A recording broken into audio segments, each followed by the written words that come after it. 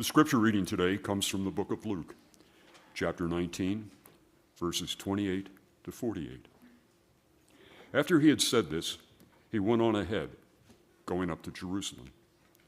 When he had come near Bethphage and Bethany, at a place called the Mount of Olives, he sent two of his disciples, saying, "Go into the village ahead of you, and as you enter it, you will find tied there a colt that has never been ridden. Untie it and bring it here. If anyone asks you, 'Why are you untying it?' just say this, 'The Lord needs it.'" So those who were sent departed and found it as he had told them. As they were untying the colt, its owners asked them, "Why are you untying the colt?" They said, "The Lord needs it." Then they brought it to Jesus, and after throwing their cloaks on the colt, they set Jesus on it. As he rode along, people kept spreading their cloaks on the road. Now, as he was approaching the path down from the Mount of Olives, the whole multitude of the disciples began to praise God joyfully with a loud voice for all the deeds of power that they had seen, saying, "Blessed is the King who comes in the name of the Lord. Peace in heaven and glory in the highest heaven." Some of the Pharisees in the crowd said to him, "Teacher, order your disciples to stop." He answered, "I tell you, if these were silent, the stones would shout out."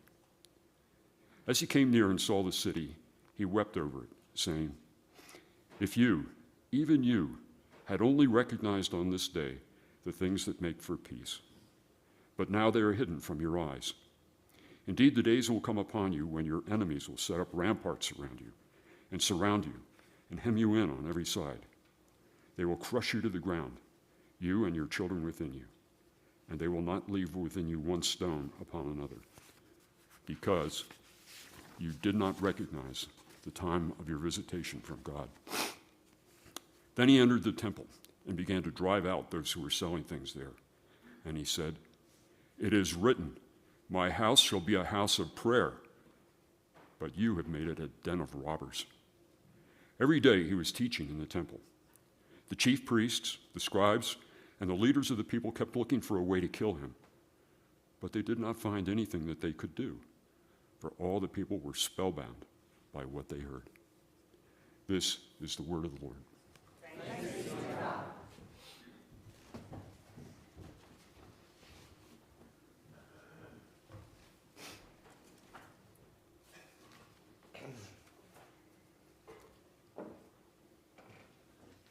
About 20 years ago in seminary, I encountered the book called The Last Week. It was the brand new book that was written by Marcus Borg and John Dominic Crossan, who were the leading kind of academics in the Episcopalian and Roman Catholic world. They were both lay folks who kind of started something called the Jesus Seminar, where they were trying to unearth what they could find about the historical Jesus. And one of the reasons that they did this is the movie The Last Temptation of Christ came out, and they kind of sat there and they said, "This is an interesting movie, an interesting piece of fiction, but what we need to do is to kind of go through the Gospel of Mark and figure out what exactly Jesus is doing." So if you read The Last Week, it goes day by day and tells exactly what Jesus was doing and saying on all of Holy Week. And one of the things it mentions on Sunday, on Palm Sundays, is it mentions that there were actually two entries into Jerusalem that day. The one we know in the Gospels is Jesus entering from the Mount of Olives. It is described in different ways across the Gospels, but is generally a peaceful Jewish peasant procession. And the other entry in Jerusalem was the Roman parade that day. The imperial governor Pontius Pilate would enter from the west. At the head of the Roman army, every year on Passover, they would show up when the Israelite people celebrated victory or God's victory over the despotic Pharaoh and the liberation from slavery. The empire would send soldiers to remind the Jewish people that Pharaoh's army wore cloth tunics and had little bronze axes. But this army is armored in boiled leather, steel, and carried spears and swords. In fact, Pilate's name, Pilate, literally means spear chucker. And so every year they would come in and remind the people of Jerusalem. Let's also be clear, is the Romans did not particularly like Jerusalem. Maybe in their mind's eye, they would think of kind of Jerusalem as kind of the Salt Lake City of its day. You know, it's kind of in the hill country. It's out of the way. It has strange notions of religion. And so they just let each other keep to themselves. But the Romans and the rest of the world had many deities. They also liked being around their own kind. So the Romans would live by the ocean in a town named after Caesar. And the Romans let the Jews live in Jerusalem, and the temple elite, the half-Jewish Herod royal family, could sit there and do the day-to-day with their lonely, single one God. But every year, the Romans would have to come in during this festival. They would have to remind the rabble who is boss, and the parade is to demonstrate the power and the supremacy of Roman law and order. They show Jerusalem, the soldiers that had conquered the known world. The governor also would bring peace and justice and Roman law, and everybody would quickly be reminded that Jewish people had no rights under Roman law. And it was also a physical reminder as the army walked through the gates of Jerusalem that these are the same people who had destroyed Carthage, the same people who had destroyed Corinth. And this parade was to keep the peace of Rome, meaning you will keep your eyes down and you will be peaceful, or the Romans will kill your men and sell the women and children into slavery, which happens just a few decades later. And then again, 100 years later, and this was something that was kind of a sinister, peaceful parade. It was more of a threat that didn't have to be spoken. But our second entry, the one that we are more common with, the parade into Jerusalem we celebrate on Palm Sunday. It's one that we like, and it's one that I think that we like so much that we often forget really what was happening. In fact, author and commentator and Southern preacher Fred Craddock says, often what happens is, since we know the Bible so well, is we will take kind of the four different versions, Matthew, Mark, Luke, and John, and we'll end up kind of mixing and melding them and creating a fifth gospel in our minds. And we kind of create a composite story. And you may have noticed that today in our story when Bill was reading out Luke. We don't have any palms in Luke. The people throw down cloaks instead. The people are not shouting Hosanna in the highest in Luke. Rather, they are echoing the songs of the angels when they say peace in heaven and glory in the highest heaven, just as they do at Christmas. And this crowd we also see in Luke is a little bit different. The crowd is mostly Jesus' disciples. Remember, it said a multitude of Jesus' disciples, all those who have followed through Galilee, all those who have followed him on the road. Even maybe Zacchaeus, little Zacchaeus, has followed him from Jericho. And we know somewhat about this. We have experienced this maybe in kind of the pre-pandemic world. Remember those things in kind of the 2010s called flash mobs? You know, you'd be sitting somewhere and then the local music group would be kind of sponsoring a musical or something. I'm about ready to expect Tom pop up and we'll start doing that. By the way, he's in the musical and helping out with that. But they would get up and they would all meet. And sometimes in like Kansas City on the plaza, you'd have several thousand people show up. You know, maybe if there was a veterans event at the Veteran Memorial, you'd have people show up all of a sudden. And that is basically what is happening here in Jerusalem. Jesus and all his disciples just show up. And they appear out of nowhere. And of course, there's always some Pharisee there. You know, they're always there to complain. You know, we kind of hear that, and they're sitting there talking about, hey, get your disciples to be quiet. And Jesus sits there and says, no, we can't do that. And this entrance is kind of a peasant's parade, and it reaches kind of the people that Roman society has left out.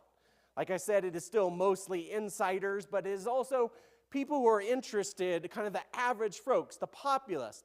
And these are the people who don't have kind of the free time or the political connections to run over and visit the kind of Roman parade that is going on. Maybe these are people who are just curious and they want to know what is happening. And then these are the type of people that will be drawn to Jesus this whole week as the drama of Holy Week unfolds in the temple. In Luke, we also have this odd pause. Jesus stops, he weeps for Jerusalem. He echoes the sentiment that we preached about a couple of Sundays ago, where Jesus wished to bring the people of Jerusalem under his wing. And he also points out the truth about Jerusalem, this holy city, that even though it is holy, it is also a faithless city. Its people are surrounded by the sacredness of God, yet it has become mundane to them. To them, it is just the first day of the week. And sometimes we get that way a little bit too.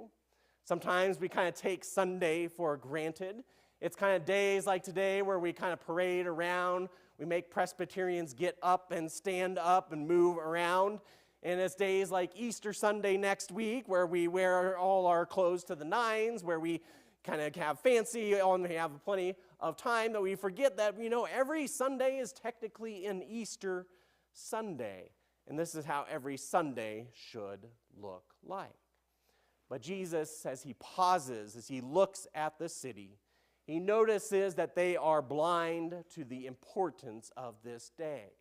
But he still has to go through with what his Father has prepared. In this gospel, according to Luke, the temple is usually a positive and important place. This is where we heard of John the Baptist. We heard it from kind of a snooty angel when he visits John's dad, Zechariah. We have heard of Jesus' family as they run into prophets when they come to have Jesus presented in the temple.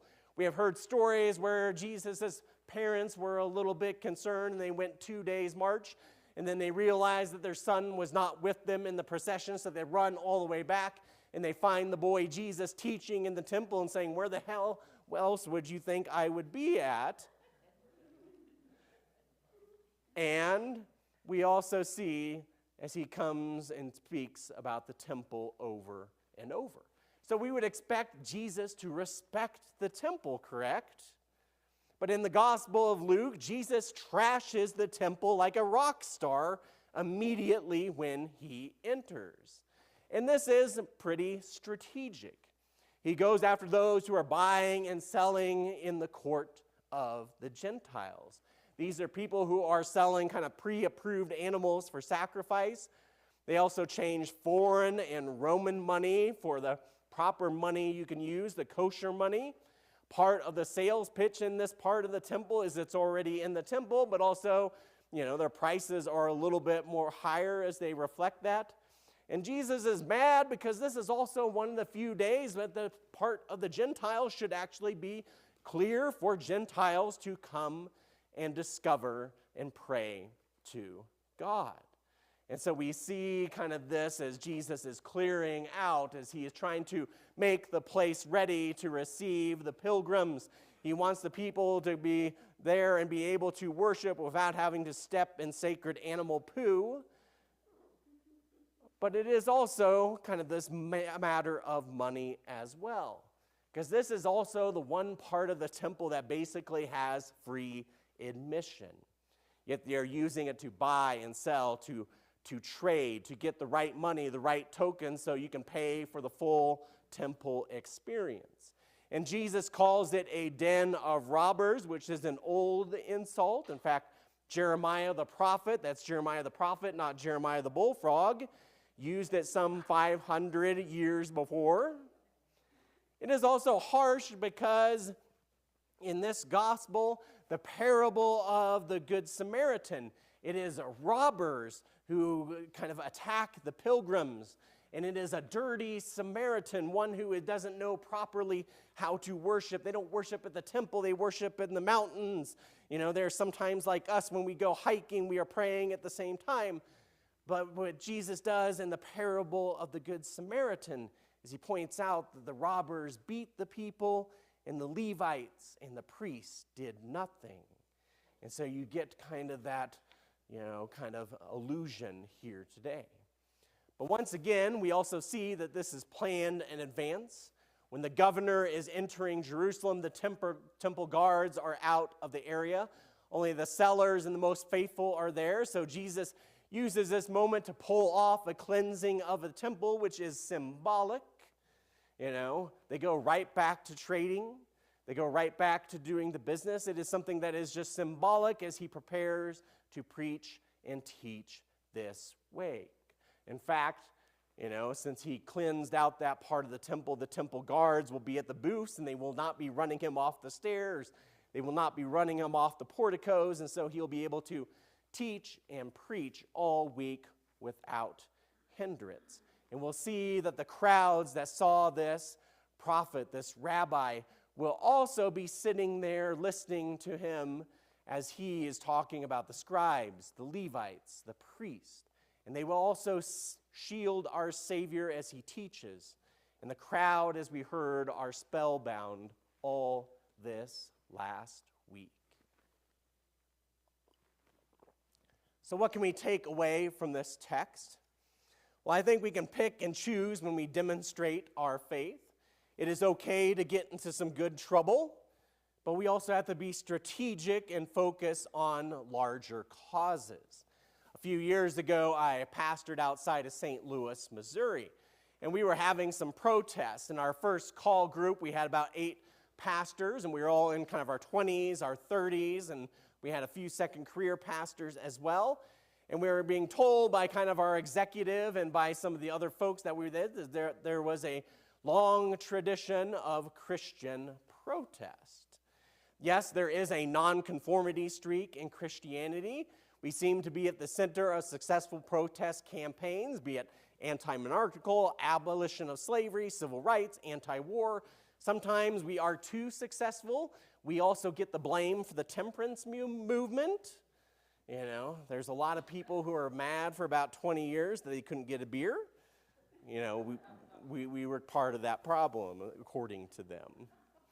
But in the last 15 years, we have kind of seen a new season of protest, be it Occupy Wall Street, Tea Party, BLM, Just Stop Oil, anti-woke, myriad of others. Yet in the last 15 years, not really any of these have taken too much traction or gained or attained their goals. But we do have a tradition of protest. But that does not mean that every protest is our fight.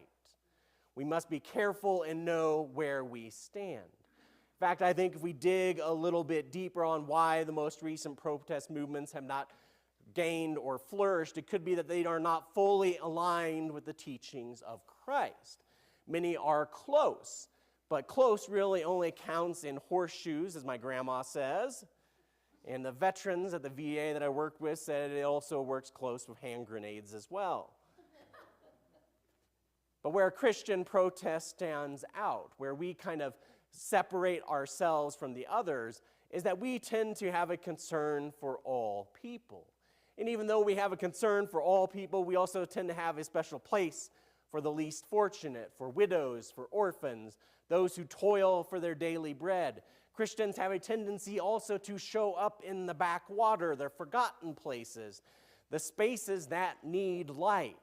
And that can be in the more rural, in the deepest parts of the city, but places that are usually forgotten. Sometimes that seems to be missing in kind of our modern protesters, as they tend to show at fancy art galleries, in private universities, or posh financial districts. But if we look once again at Jesus, his protest of selling in the temple did not actually stop that trade. He was there to make a point. And more importantly, it was a strategic move, a strategic opportunity that would free him to teach and preach that whole week. He was able to gather that week and teach generations to come about the relationships between the government, about Caesar and God. He could teach or tell the stories of humble widows who gave all they had, and what we need to find salvation, and more importantly, how we are to give our life for others.